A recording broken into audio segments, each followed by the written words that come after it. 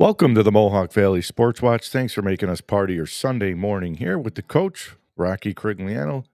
And it's good to be back here on the Mohawk Valley Sportswatch. Good lineup for you this morning here in just a little bit. We'll have friend of the show, Coach John Snyder, the Notre Dame girls head basketball coach.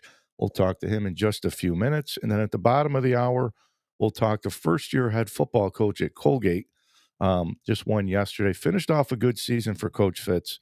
In his first year there at the helm of the Red Raiders. So we'll talk to Coach at about 9:30. And then we might have Pags. We might have the stat man. We might have the whole crew on here this morning. Not 100% sure. But the show must go on. It's good to be back. I just want to run through a few scores from yesterday. I want to give a shout-out to Coach Foz and the Utica Pioneers for finishing out a great season. They fell just a little bit short yesterday in their bowl game to Rowan. They made a comeback. They made a game of it late, but they fell 26-20. That was the ECAC bowl game that they hosted yesterday at Gaetano Stadium. So congrats to Coach and the team on a fantastic season, and I'll let you know when next week we'll wrap up the final show with Coach on Inside Utica University podcast. Across Section 3, football, Tioga beat Lowville 28-14, so Lowville season comes to an end in Class D. Hats off to them, though, 11-1, a fantastic season. They beat Dodgeville in the Section 3 finals, but their season comes to an end in the regionals. Moving on in the Class A regional game, Union Endicott 46, Whitesboro 22. Whitesboro season comes to an end as well. They finished 10-2, so congrats to Coach Smith and the Whitesboro boys on another 10-win season and another Section 3 title. And then on Saturday, there was a slate of games. Chenango Forks. Well, I got to tip my hat to Chenango Forks because my company, we do the bussing for them. They've always been good to me in my Bernie team. They beat General Brown in the Class C game, 47-24. The 8-man state semifinal game, Morrisville Eaton, a Section 3, beat Taconic Hills 56-21. Christian Brothers CBA beat Elmira Southside. I think that score was 42-7. So if you're watching, I didn't see the final, but I believe it was 42-7 in favor of the brothers last night against Elmira. So they will move on again, a quest for another state championship. And then a friend of the show, Coach Kramer and the Spartans, they rallied late. They were down 20 points. They rallied late to take the lead under 2 minutes to go. And Owego Free Academy kicked a game-winning field goal to beat the Spartans 36-34. What a show put on by Peyton Way and Johnny Fatulo last night for New Hartford. But New Hartford season comes to an end after an 11-win season. And I think Coach over the last 3 years is like 30-3. So a fantastic run with that group of kids and Section 3 title. I know they're probably not happy and disappointed this morning when they wake up, but hats off, a fantastic season for the Spartans of New Hartford. And then Colgate, as I said, at the bottom of the 9 o'clock hour, we'll talk to Curt Fitzpatrick and his first year at the helm. They beat Bucknell on senior day yesterday at home, 38-19. So they finish off the year at 5-7. It's a team that last year only won one game. In his first year at the helm, they were competitive in a lot of games. There were some games that they had a good chance late in. They gave up some leads late, but to come back after a season like last year and win 5 games with this group, Colgate is in good hands with Coach Fitz. There's no doubt about it. I think Colgate's a fantastic fit for him and his coaching staff. I want to give a shout out to Coach Cahill, the New York Mills native, and his Lehigh team last night. They beat Lafayette in the rivalry game, who I think game day. And they mentioned it on ESPN yesterday that it was an option to go for game day. They did pick the game. Lehigh Lafayette is one of the oldest rivalries in the country at the Division I level. And Coach Cahill and the guys won, so they punched their ticket. They finished 11-0 and will get to the FCF playoffs. So congratulations to Coach Cahill. He's another coach that has been on this show numerous times, and I'm sure we'll have him on again here throughout the playoffs. As another former coach that I played for, Coach Rich Nagy's the defensive coordinator there, so I want to give Coach a shout out. And then former Colgate head coach, Coach Hunt, he's the offensive coordinator there, so I want to give Coach a shout out as well. So those are some of the scores, and I see we got Coach Snyder on. So why don't we bring Coach on? He's a little early, but it's always good to be early when you're a coach. So let's pull him on here this morning with me. Coach, how are you, my friend? I'm doing well. Good morning. Good morning to you. It's whenever I see your face, I'm like, it's got to be girls basketball season because you're always the first coach I have on. So it's always good to catch up, Coach. Yeah, it's an exciting time for sure. Great to be here. Thanks. It's hard to believe it's already here, though. I feel like I get into the football season, and before I know it, I'm like, well, the high school season just ended. College, we have one more week of the regular season, and then we get to wait for the playoffs and all that. But then when we get late in the year in football, that means the start of hoop season. So we go from one to the other. So Yeah, always good. time flies faster and faster. It feels like every year. It sure does. So, Coach, let's talk first. I feel like I've been saying this to you for since I've been talking with you on the show, but it's so different when you're the team that everybody wants to beat, and coming off the Section 3 titles, that every team you guys play non-conference, which we'll get into your schedule in a little bit, you're going to get their best shot no matter what. Yeah, you have to be prepared. You have to be focused. You have to embrace that challenge, and we've done a pretty good job of it the last couple of years. So it's exciting. It's great, and we look forward to the challenge. Yeah, and coach, I know I've asked you this, and you guys always play a non-conference, a tough non-conference schedule. Then you get into the Tri-Valley League, which we'll get into in a little bit too. But when I looked at the schedule last year, and I know I had talked to you about the schedule last year. Aquinas was there, who's one of the best programs. Shaker was there. You guys played Greenwich, and then it seemed like every game after you played those games, you guys went on a huge run. I think after the Aquinas loss, coach, I think you guys won like 8 or 9 straight heading into sectionals. But talk to us about that non-conference schedule, how much that helps you guys throughout the year. Yeah, it's something we really focus on and try to challenge ourselves. We believe we have a good group. We hope that we can continue to perform at a high level. We have big goals, and to prepare ourselves for those things, we try to seek out any challenge that we can get. So, our league is a wonderful league, but we also try to challenge ourselves outside the league and play bigger schools and schools from different areas as much as we can. Just to see different styles, different levels of physicality and just get us prepared. And coach, I think too, looking back too, is it state championship, been to a Final Four, you've won back-to-back Section 3 titles. Do you or the girls feel any added pressure, year in and year out with, you got some girls back who will get into the roster in a little bit, but do you guys feel any extra pressure being that you've been to the Final Four, state championship, Section 3 titles? Any extra stress weigh on your guys' shoulders? I don't know if it's stress. There's certainly a nervous anxiety, I think, that's natural. Like we talk about embrace, like if you don't feel some nerves or I guess some stress, however you want to say it, you probably don't care enough. So we've been fortunate to deal well with those situations. Again, you try to put in the work, you try to go through the everyday details that prepare you for those moments. And last year we got bitten. It shows you how lucky we were to some extent on our state championship run. You have to be really good, and you have to have some things break your way. But you just try to be as prepared as you can be for those tough moments. And coach, this year, you'll return both the Trinkuses, and then you got some young girls that play some key roles for you as well. Talk to us about this roster and some of the girls we'll be hearing their names throughout the season. Sure. I mean, everything starts with the Trinkus girls. Everybody knows their names. You don't really need to talk about them too much. They're special kids and great players.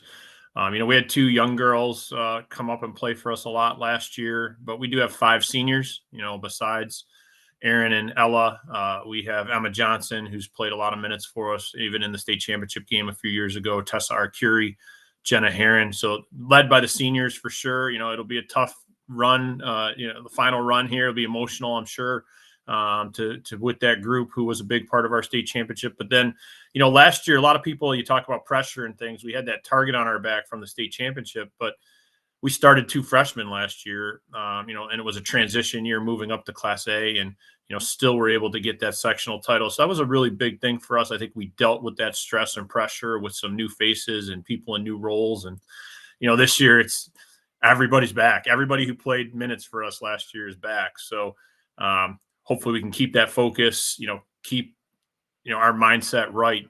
Because as you say, everyone gets better, and the challenge for us only grows because the target gets bigger. And coach, how does this year's team compare to? I know every coach would say every team is different. As you just said, a lot of this team is back from a year ago that played some minutes for you, which is awesome. But how does the team makeup this year differentiate from your team last year? Look, I think those two younger girls, Lily Johnson, our point guard, and Jules Otis, who plays a lot of minutes for us, like guard forward. Their growth is big. As talented and good as they were as freshmen, and they've got a lot of experience, they were freshmen, and some of those things showed up at different times. But they have a lot of confidence. I think that confidence is growing. And their experience, strength, just as you get a little bit older. So we're looking for big things for them. And again, Ella is unique. She just committed to St. Bonaventure. So she's a Division I athlete. She's a special player. You know what you're going to get from her. It's kind of everybody around her. And I think, again, people will target Ella. And I think we did a pretty good job last year of showing that we're a lot more than her. Obviously, we wouldn't want to play without her, but we have a lot of great players around her too. And how all those kids step up and continue to improve will be huge for us. And coach, you mentioned the TVL league, and the TVL league's always good, top to bottom. But talk to us about this year's TVL league. Who are some teams, on the up and coming? And is there any teams in there that should push you guys? Yeah, I mean, there's a lot of great teams in our half of the Tri Valley. Rome, where you certainly are connected to, has some great young ladies that are continuing to improve. They're getting older. I think they're incredibly talented. It'll be a big challenge. New Hartford is in Class A with us. They're probably one of the favorites in Class A. In our own league right there across from us, I expect them to be a very good seed. They gave us a great game last year when we played them. So a lot of challenges out there. Whitesboro's got some great players coming back on our half of the league, and again, everybody in the league's good. It's historically good programs, and again, nobody knew who Ella was until she came on the scene. There's always young up and coming players, and everybody kind of thinks you have everybody back, so it's just going to be a walk through again, and it's far from the case. And I know what's out there, and I know kids that are really working at it and make that jump as they move up through the grades. So I expect a lot of tough challenges for us. And coach, what's this team got to do maybe different than last year's team to not only win another Section 3 title and make a deep run into a state playoff? Yeah, I mean, I think the big difference from our state championship team, partially was that age. We lost 4 seniors off that team compared to last year, and I think, being a little bit younger, again, that physicality is different. Have somebody that's an enforcer out there for you a little bit. You need that sometimes. So improving that, our defensive mentality, just being a little tougher, dealing with teams that try to beat us up a little bit better. Again, that's where we go out and try and play some of those bigger schools who have some bigger, stronger, faster athletes to challenge us and get used to that pressure. Those are the things we need to continue to work on and get better at. And coach, I know we've talked about the Trinkus girls quite a bit, and we've talked about them for the last so many years and a big part of your program. But let's just talk a little bit about Ella. I know Ella did, as you mentioned, sign to play at St. Bonaventure's, and the whole Trinkus girls have been fantastic for the program. But can you just talk a little bit about how special of a player she is and just the type of person that she is? Yeah, I mean, that's the thing that it starts with, is the person that she is. And it leads into the player that she is. Just a hardworking, wonderful kid, unselfish, so talented. The thing I talk about with Ella is people don't realize how good she is that, if she has a bad shooting night, she's probably going to go get you 25 points just because she chases every ball. She gets her rebounding stats are unbelievable. The effort that she puts in on every single play is what differentiates her. And then, she's a really good shooter too, and she gets a lot of attention, so she doesn't get as many open looks, last year especially. But, she starts hitting 3-pointers and man, it's a tough night for the opponent. So it's nice to have her on your side. So. And coach, are you guys tipping it off at the start here? Is it the Zebra Classic you guys are playing in next week? Yeah, we're really quick here. So we got a big challenge with Liverpool coming up, end of next week. So they're, obviously a perennial power. They're two-time, in the state championship game in AAA. So big school, great program, great coach, great athletes. So it's a big challenge for us right off the bat, and will, be a good measuring stick for us. Well, I look forward to getting a chance to see you during the season, and I know we'll have you on again throughout the season. But I always appreciate it. And one thing, Coach, that's been really cool is, the community's been behind you guys for a long time, and to see the community support. Talk to us what that means to you and your program. It's a huge thing. I mean, Notre Dame is really a close knit family type place. I went to school there. My kids went to school there. A lot of connections, just throughout the area and even beyond. People that have left that still touch base and reach back out to us.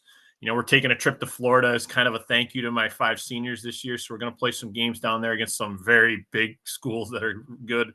We're playing Marion from Illinois in the first round of that tournament. And, people that have supported us in our runs, the fan support, even when we're down, when things aren't great, when you have a tough loss, but just so many people there supporting us. It's a wonderful community and great for our girls. And, our girls we try to give back to the community as well. So it's, just a great interaction.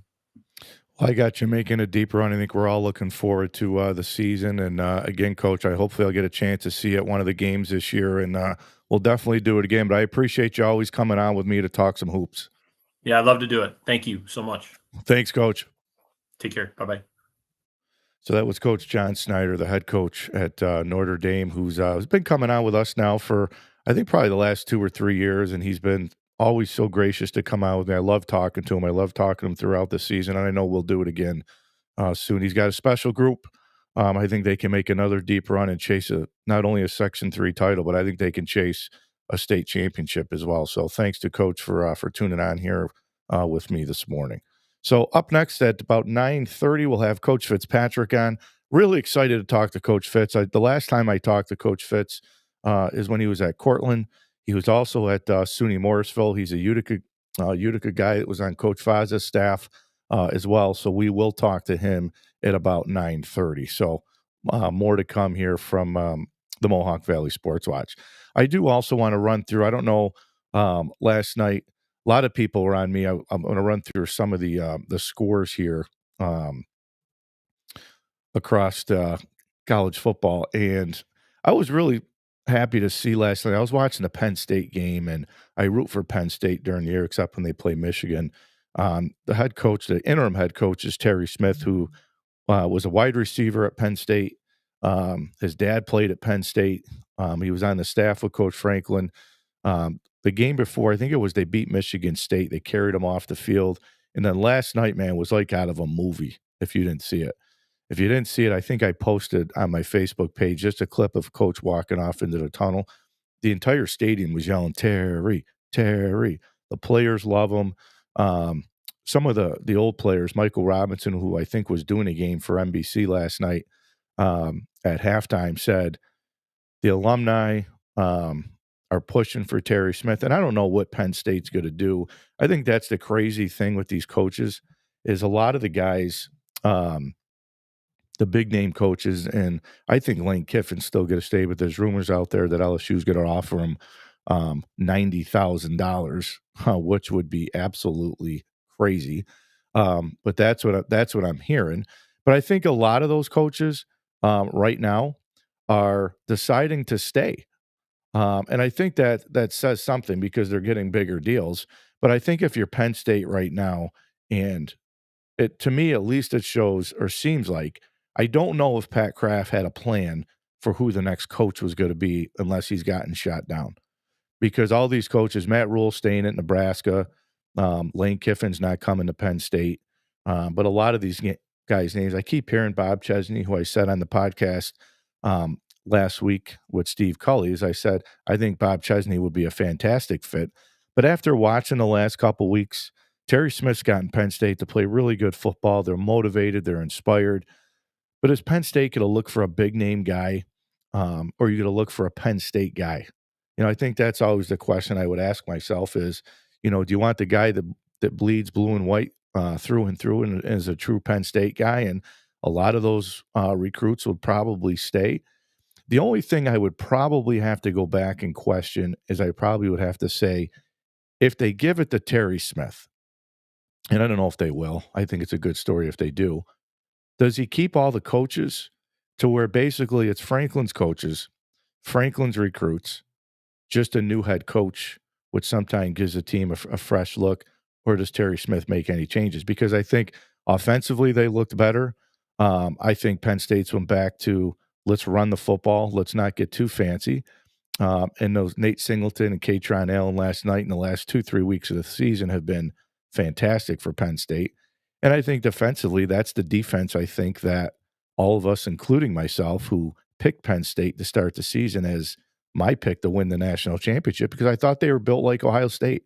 Thought they were built like the Buckeyes last year that brought everybody back. I thought they were built like the Michigan team 2 years ago that won a national championship with the seniors and the fifth-year seniors that were back. So I had picked Penn State. I don't know what happened. I don't know what happened. It spiraled downhill, and then Terry Smith comes on board as the interim and gets this team playing well. They got a chance next week. If they can win next week, they have a chance to go to a bowl game. And I would guarantee you that Katron Allen, Nate Singleton, and all those players don't opt out if they go to a bowl game. And I think that'll tell you something about the type of person and coach that Terry Smith is. Some of the scores from last night, Ohio State will take that 11-0 record into the game next Saturday at high noon. Fox will have it. My jersey comes out. We're on a 4-game win streak against Ohio State. Nobody's going to give Michigan a chance, probably including myself. But nobody gave him a chance last year as a 20-something point dog. Went on the road in Columbus and beat Ohio State. My wife and I will be on different couches next week. We won't talk to each other next week for probably the day. But again, she's got bragging rights because not only did Ohio State win the national championship last year, I had bragging rights to say Michigan's beat them 4 years in a row. And I'll say this, if Michigan wins, I don't think Ohio State plays for the Big Ten title game, so they can spoil that. If Ohio State beats Michigan, I don't think will get into the college football playoffs. So I think if Michigan wins, they get into the playoff and they spoil Ohio State's, I wouldn't say their season, but their chances to play for another Big Ten title. If Ohio State wins, they'll play Indiana in the Big Ten title game. So they've looked apart. I don't think they've been challenged all year because of the schedule, but they're still doing what they're doing. They're beating everybody on their schedule, and they are doing it at a high level. So Ohio State 42-9 over Rutgers yesterday. That game was close at halftime, 14-3. A&M 48-0 over Samford. Georgia beat Charlotte 35-3. Oregon in a good game at home against Lincoln Riley's USC team, who I think USC was a lot better this year. I think USC is going to end up with 9 wins, better than a year ago, but is 9-3 good enough for USC? Is Lincoln Riley a candidate for any of these big jobs? I think they are starting to fit the part. They're running the ball a lot more. But Oregon looked good yesterday at home. Oregon will finish the season off next week with a chance to go 11-1, and they'll be in the college football playoff. So moving on down the line, Oklahoma 17-6 over Missouri. John Mateer back. I think he's getting better, but that defense for Oklahoma is really good. And hats off to Brent Venables, because if he wins next week, he's in the college football playoff. And Venables was a guy whose name was on the hot seat at Oklahoma. And here he's got Oklahoma, I think, a game away from being in the college football playoff. Notre Dame, I know the Syracuse fans don't like me. Preseason, I picked Syracuse to go 4-8. Now I'm even thinking, I don't know if they can beat Boston College. I don't think Syracuse can beat anybody at this point. I don't even know if Syracuse can beat CBA at this point. 70-7 was the score yesterday at Notre Dame. I think it was like 21-0 before the offense of Notre Dame even stepped on the field. That game was 49-0 at halftime. 49-0. I think that's the worst loss in Syracuse history, giving up 70 points. I know it's a really good Notre Dame team, a really good team. I'm not taking anything away from Marcus Freeman because I think Notre Dame's going to, if they win out, I think it's got a good chance to get to the playoff. But Syracuse, man, they have hit rock bottom. There's no doubt about it. And I know a lot of people are going to talk about the Angeli thing, and I don't disagree with any Syracuse fan or alum at all. Angeli went down, this team completely collapsed. But I said this for the last couple weeks. The biggest thing that I'm disappointed in with Syracuse is I don't think the players got any better.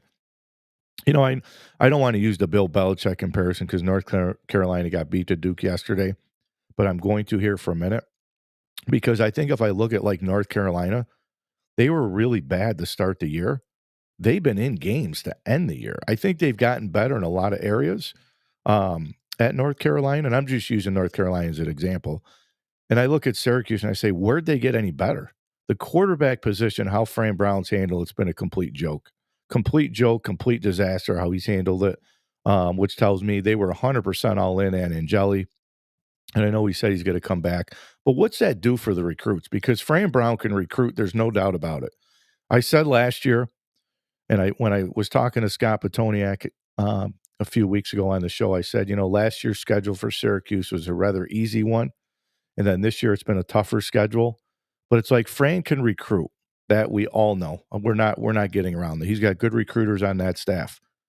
I'm not impressed with the in-game management. I'm not impressed so far as a head coach. I'm just going to say it. I'm going to throw it out there. Has nothing to do with losing yesterday. Has nothing to do with their record. For me, it has everything to do with there's been no player development this year at Syracuse. And one coach that knows about that, they played Syracuse. Coach Fitz is going to join me here in just a few moments. So we'll move on here with scores. Alabama beat Eastern Illinois 56-0. BYU 26-14 over Cincinnati. I believe if BYU wins next week, they are in the Big 12 title game. And hats off to BYU. Utah comes from behind. They scored late to beat Kansas State 51-47. Miami 34-17 over Virginia Tech. Vandy 45-17 win over Kentucky. Pittsburgh in a big win. I did not see Pittsburgh beating Georgia Tech. They dominated this game from the start. They were up 21-0 to start the game. They never looked back. And tip your hat to Pat Narduzzi, who got a lot of heat for saying, well, Notre Dame can beat us 100-0. All we need to do is win those next two games, which are ACC games. And there's a really good shot. Pittsburgh plays for the ACC championship. Moving on, Texas 52-37 over Arkansas. Arch Manning threw for 389 and 4 scores. He's gotten better throughout the year. I still don't think, even if Texas beats A&M next week, with 3 losses, I still think Texas is on the outside looking in. Some people think they got a shot to get in. I don't see it. I think there's 4 teams ahead of them in the SEC that'll get in. But a 9-3 season for Texas. Sark got a little jumpy when Desmond Howard came out and said, don't be surprised if the university parts ways mutually with Steve Sarkisian at the end of the year. I think it'd be a mistake, but we'll see. Michigan, I think it's the best Michigan's looked all year. They ran the ball well.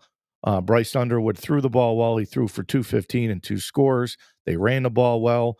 They need to play defense next week because that is going to be the game, and they get them in Ann Arbor. They beat Maryland 45-20. Tennessee beats Florida 31-11. Wisconsin and Luke Fickell, they beat the old squad down, or Brett Bielema's old squad, 27-10.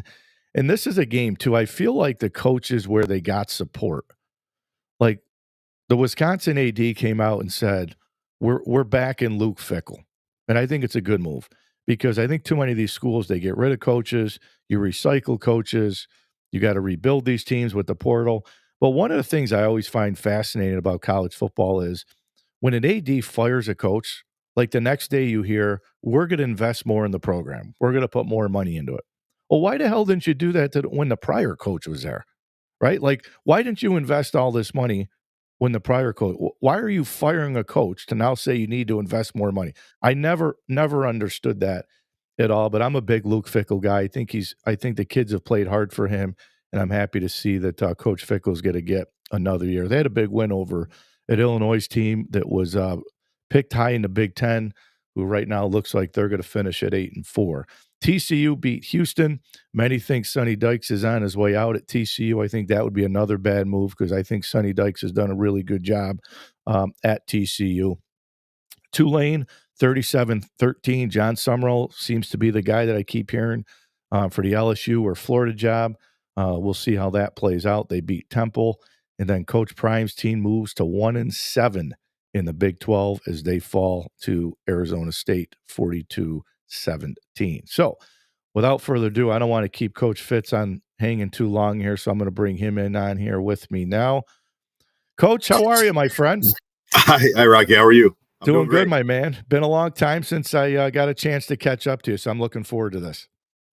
I appreciate you having me on. It's been a while. Maybe after the national championship at Cortland, we talked. I think. Yes. Yeah, I remember that. I was in a hotel room watching that game late, and my wife says, "We're watching the Cortland game." I said, "Yeah, we're gonna watch the Cortland game. They're playing for a national championship." I appreciate that. Yeah. No problem at all. So, Coach, listen, congratulations. A huge bounce back year from where the program was a year ago. You come in year one, five wins on the season. I know it's not where you want to be, but this program, man, under 1 year with you is heading in the right direction. Well, thank you. I appreciate you saying that. I think obviously, we want to win every game we play. So, I wish we could have done more, but I'm proud of the progress of the team. I talk to our team all the time about being input focused, inputs, not outputs. And that's kind of the theme of the mantra of our team and how I coach. And I feel like we got better and made progress as the season went on. And, I'm so excited for the future. The way we finished yesterday against Bucknell, and we had some injuries this season that, took us a while to regroup. We had some really talented guys go down, which happens in football, and, not making excuses for that. And, I'm proud of the way we kind of regrouped and found our identity midway through the year, and, found a way to string together some good wins and over some tough conference teams. Anytime you beat a team like Holy Cross on the road, it's hard to do in this league. The Patriot League is a great football league, and proud of the progress we made, and excited to build on this season and head into the future. Coach, when you got hired at Colgate, I said, man, what a great fit for you with your ties this way. But when you look back at it now, what attracted you to most of this Colgate job? Well, I think, when I was a young assistant coach for Coach Fagiano there at Utica College, or Utica University, now Utica College at the time, we would come up to Colgate, and I grew up in Fulton. Growing up in Central New York, you always knew about Colgate. I wasn't smart enough to go here as a student, as a student. But you hear about Colgate, and there's just the tough, gritty football teams. I remember I was in college. I watched the 2003 national championship game. I remember where I was.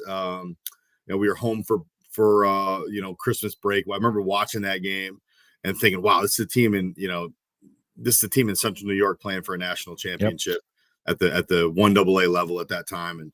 And it was, and so when the job came open and there was mutual interest, just the history and tradition of Colgate, the Patriot League, I think, is a sweet spot for me in college football, and that you can recruit Division I caliber athletes, talented athletes, but the education still matters. In the Patriot League, where you get your degree from still matters a lot and factors into those decisions. I think so. The blend of student athlete like this, there's still a purity. There's still a purity in the Patriot League and the Ivy League. It's a blend of student athletes. Not all, our guys love football, but they also, want to be doctors and lawyers and work on Wall Street and understand the value of being at Colgate for those reasons. And to me, that's there's still a purity to it. And so that's why this job was so attractive to me. Also, I'm a Central New Yorker, so staying close to home, family is extremely important to me. I've been fortunate my whole career to be in Central New York. And that's really not by design, but just kind of how it happened. And, I feel like this is a great fit for my family and I. Well, you mentioned that 2003 team, so I played against that team. I'm a Fordham grad, unfortunately. Don't hold it against me. I talk a lot of Colgate football and Patriot League, so go easy on me.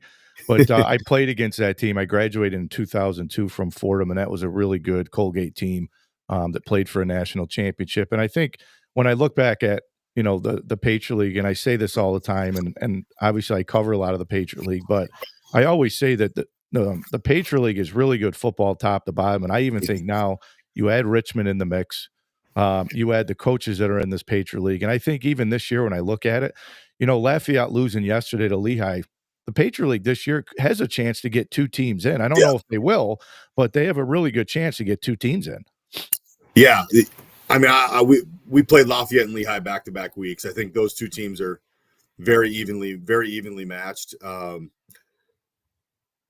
Lafayette, 2 of their losses are to FBS teams. They lost to Bowling Green, they lost to Oregon State, and they were leading Oregon State at halftime a couple weeks ago. That was the week before, 2 weeks before we played them, a week before we played them. I mean, just an impressive team. The league top any given week. Though it's a great league. I think with Richmond coming in next year, Villanova and William and Mary come into the league. The Patriot League is going to be one of the preeminent leagues in FCS. If on the East Coast, maybe the preeminent league on the East Coast, and multiple bid league. It's great football, like you said. I think bringing all those storied programs into our conference raises our recruiting profile. I think this is going to be a league where that's attractive to highly competitive football players who want to get a great education and who value that. And I think you're going to see Patriot League football continue to get better and better and better and more competitive nationally as the years go on. And Coach, I've always talked about the Colgate non-conference schedule, saying Colgate always plays just about anybody, not scared to play anybody. And whether it's the FCS or the FBS, but you guys played Monmouth, that is going to be a playoff team. Villanova is probably going to be a playoff team this year. Lafayette, like I said, could be a playoff team. But talk to us a little bit about that non-conference schedule. I know you went up to Syracuse and played, which was pretty cool. But talk to us about that non-conference schedule. Yeah, that's one thing when I was interviewing for the job, talking about scheduling with our athletic director, our administration, our alumni, playing a tough non-conference schedule is something that's very important to it's something that Colgate's always done. When you look at the history of Colgate, we're playing the best people that we can. I think that's kind of the ethos of Colgate football, the underdog, the chip on their shoulder, the we'll play anybody, anywhere, anytime. I love that mentality. I think that kind of carried through our season here as we rebuild our program. But the schedule, I think Jordan Doroshenko, our SID, can correct me if I'm wrong here, but I believe this is the most ranked teams Colgate's ever played in the season.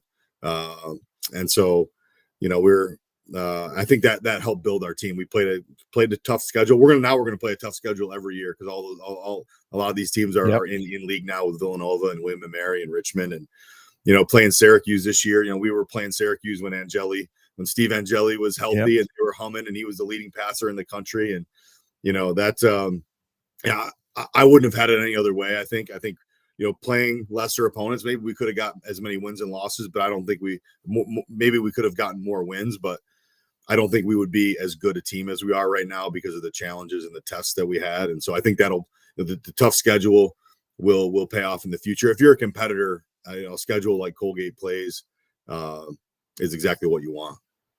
Coach, you've won everywhere you've been, and when you got this job, I said there's no doubt in my mind that Coach Fitz is going to rebuild this program and win here, which is awesome. What goes into that for you? Knowing that you have to come in and rebuild a program. Again, you've talked about a lot of history. They've played for a national championship. They've had a lot of good years. But when I go back and I look at Colgate, maybe over the last 5 or 6 years, I think they've only won maybe 20 games in that time frame. What goes into it from a mindset for you to rebuilding this program and getting it back on track? I think one thing that was important to me was I didn't want to make any assumptions about how things were, and I just believe in building a team, a positive team culture that's built around belief, optimism, a mental toughness to the way that we play. There's really no secret to winning. It's you got to put in the work and build it one at a time. We had we inherited some really good student athletes, outstanding young men who were here, and so those guys were. I tried to blend. Obviously, we're going to do some things in a new way with a new coach and a new staff, and but also there were so many great traditions and history here that I wanted to honor, and I felt like we can blend those two things. And winning is, as I told our team this year when we were starting to win some games, and we beat Fordham, we beat Cornell, and winning is a result of something. It's not the winning you should focus on, it's the something. It's the process of your preparation, and how you practice, and building those habits, and all those habits lead to winning. And so I think we made huge strides in that. And that's really, I think, the secret to winning games is just being daily building the habits that are elite, building the habits that champions have, and you have to have those habits before you become a champion. And so we've laid really strong foundation in that way. And I feel like I as a head coach, been there, coach championship teams, and some of those traits I'm starting to see pop up in our players, and the way we prepared late in the season, how we deal with adversity, like all those things, we've gotten a lot better at, and we'll continue to build on in the off season, and just keep trying to raise the bar one more notch every day. And I'm getting chills just thinking about winter conditioning. I can't wait to get in January, February, and just start grinding with the players. Last year I was living in the Cortland, in Tully, just north of Cortland, and driving to Hamilton every day, and seemed like it snowed every day last January. trying to get to those 6 a.m. runs, and I couldn't get there every day because I have young kids, and I just feel like I didn't know the team well. And now I can't wait for this winter conditioning, because I feel like we can really make the most out of the opportunity, and really build our team, and build on this past season.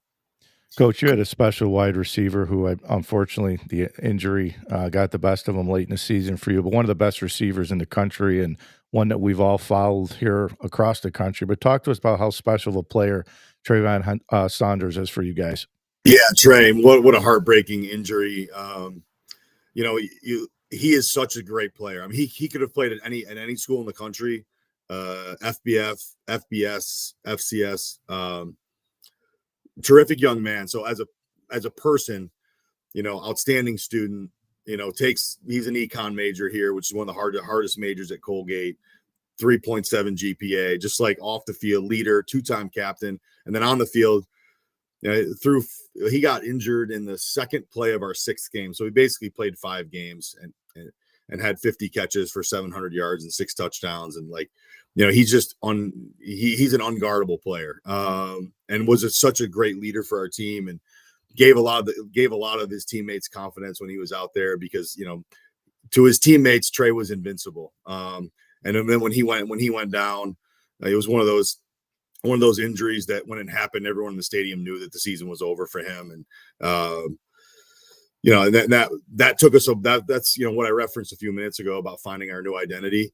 I'm proud of the way our team, and really led by Trey. He was, by the end of that game, he was back on the sideline on crutches and encouraging his teammates. He was on the headset the rest of the season.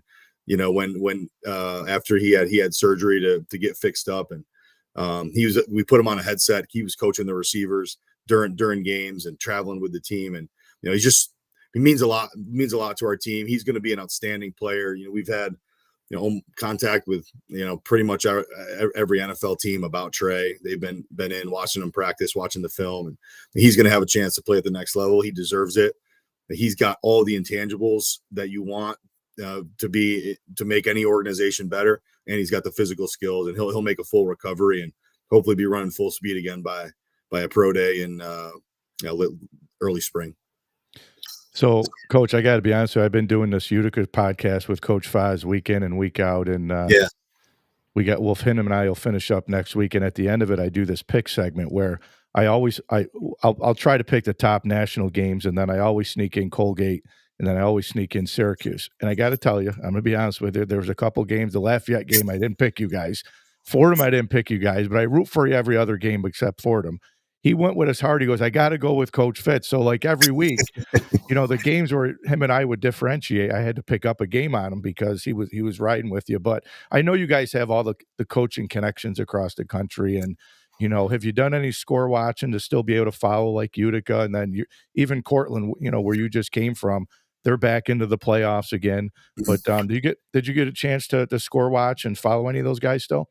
Yeah, we do. Yeah, I follow everything. It's harder to keep track of than I used to, but yeah, we have a bunch of guys on staff. Joe Gerbino is our offensive pass game coordinator, wide receivers coach, who is a Utica grad. Zach Boys, who played quarterback for us at Cortland and was the MVP of the Stag Bowl. He's a quality control coach working with me and the quarterbacks here at Colgate. So we're very tied in to the D3 landscape. We do like a fun pick'em segment amongst our staff every game before the pregame breakfast, just picking games from around the country, and just a fun thing to see. Coaches are competitors, so we want to see who's gonna predict who wins and loses, and always do some D3 games. We have a couple guys on staff who are D2 guys from the Midwest, and so we pick a couple D2 games, then some FCS games and FBS games. So yeah, we keep track. And Utica, had a great year. What a great passing attack they have this year. Yeah. And so that was fun to keep track of. And I believe they won yesterday. Did they not in their bowl game? They fell short. They came back. They played Rowan. It was 26-20, I think was the final score. But they had a great year. No, I think they won. I'm sure they tried to throw it around the field a lot in that game, though. That's which that has a special spot in my heart, being a former quarterback. Well, Coach, I know you keep in touch with a lot of, even you got some of your friends coaching locally in high school, and I know Coach Kramer's a friend of yours. He had a great year, and Coach Smith at Whitesboro had a good year, and I know you're friends with Coach DeCole, and it's nice to see the coaching connections with all you local guys, and I know you guys all stay in touch. Yeah, we do. It's you meet so many people over the years. Football is a special game like that. It brings people together. We're and Peyton Way from New Hartford is yes. He's a great player. A couple guys from that Whitesboro team who I would love to see in seeing Colgate Maroon. But yeah, and Coach Dracola, I mean, he's been a friend for a long time, and he was a groomsman in my wedding, and I was a groomsman in his wedding. And so some great, just great guys, great coaches, and they do a great job lifting football in Central New York, Section 3. That's great to see those guys. New Hartford and Whitesboro winning sectional titles. It's a shame they don't play anymore. I think they should schedule a non. I agree. That would be great for the area. Bring the rivalries back, right? No doubt.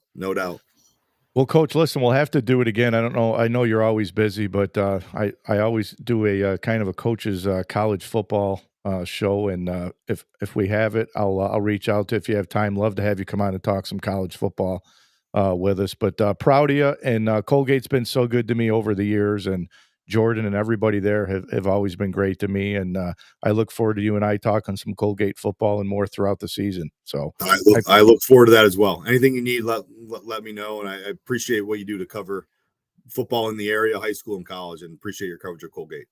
Thanks, Coach. I appreciate it. We'll do it again soon. Happy holidays. Thank you. Happy Thanksgiving. Take care. So that was Coach Curt Fitzpatrick, and I said it before the season started when he got the job. I said he is going to turn this program around in a heartbeat. And I know, as he said, 5 wins, you want to win every game that you play, but they were in a lot of games. They had a lead late in some of these games.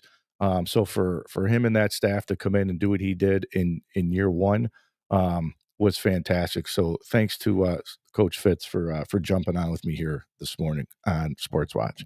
I'll let everybody know when the final episode of the Utica University football podcast will be. I think Coach and I are planning on doing it next week, but I have to see, because I'm down in my basement is where my studio is, and we're getting our kitchen remodeled. So right above me, the ceiling, I think they have to take some of the ceiling off, which means I got to move some of my stuff. So I might be without equipment for a few days, but I'll see when it is, and I'll make sure that I make it happen. I'll let everybody know. We'll finish out the year with Coach Foz. But I want to make sure I thank Coach Snyder for coming on with me this morning. He's always been great to me as well. Thank Coach Fitz for coming on. And I did reach out, and I was going to tell Coach Fitz this, but Coach Langle, the basketball coach, is going to be coming on with me as well. So we'll be talking some college hoops with Coach Matt Langle next week right here on the show. We'll get more high school sports, more high school basketball with the boys, girls. We'll see if we can get Coach Medicis on to talk RFA basketball, who they all get set to start here over the next week or two. So we'll talk more throughout the next couple weeks. So hopefully you enjoyed the show. I appreciate everybody following me across all social media channels. Thanks for making the Rock Pile what it is today. And thanks for following the Mohawk Valley Sportswatch. Have a good weekend, everybody.